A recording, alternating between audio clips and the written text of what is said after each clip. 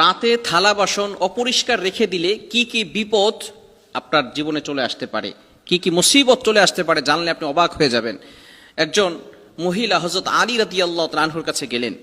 হযরত আলী রাদিয়াল্লাহু তাআলা আনহুর কাছে গিয়ে বললেন, হে আলী, আমার ঘর থেকে বিপদ আপদ কখনো যায় না।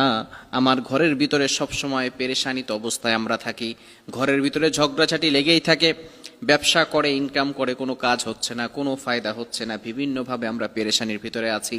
হযরত আলী রাদিয়াল্লাহু তাআলা আনহুর কাছে এই মহিলা যখন বারবার এভাবে বলতে লাগলেন, হযরত আলী রাদিয়াল্লাহু তাআলা আনহু তাকে বললেন, আপনার ঘরে কি যে সমস্ত থালা বাসনগুলো আছে অপরিষ্কার করে আপনি রাতের বেলা রেখে ঘুমিয়ে যান কিনা? এবার সেই মহিলা বলল, আলী, তুমি কিভাবে বুঝলে? আমি তো এভাবেই করে রাখি। হযরত আলী রাদিয়াল্লাহু তাআলা আনহু বললেন, আমি নবীজি সাল্লাল্লাহু আলাইহি ওয়াসাল্লামের মুখ থেকে শুনেছি, যারা ঘরের ভিতরে অপরিষ্কার করে পরিষ্কার রাখে, অপরিষ্কার করে ঘরের ভিতরে থালা বাসন রেখে দেয়, তাদের ঘরের ভিতরে বরকত আসে না, সেই ঘরের ভিতর থেকে আল্লাহ বরকত উঠিয়ে নেয়।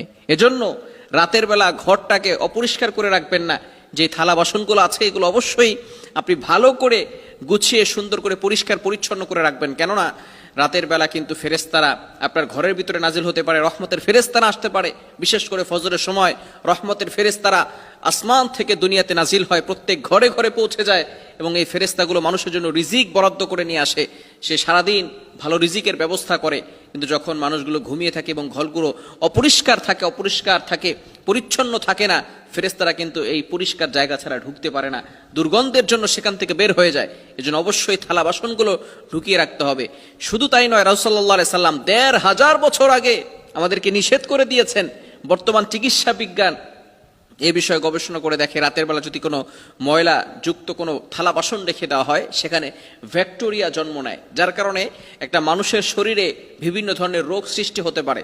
যেই পাত্রের ভিতরে আমরা খাবার রেখে খাই, সেই পাত্রের ভিতরে যদি বিভিন্ন ধরনের ব্যাকটেরিয়া জন্ম নেয়, বিভিন্ন ধরনের ভাইরাস চলে আসে, সেটা যখন আবার মানুষের ভিতরে চলে যায়, তখন কিন্তু সে অনেক সময় বিভিন্ন রোগের আকৃষ্ট হয়ে যায়, রোগের ভিতরে পড়ে যায়, রোগ ব্যাধি তার ভিতরে সৃষ্টি হয়ে যায়। এজন্য অবশ্যই রাসূল সাল্লাল্লাহু আলাইহি সাল্লাম আমাদেরকে যেটা নিষেধ করে দিয়েছেন সেটা আমরা কখনোই করব না।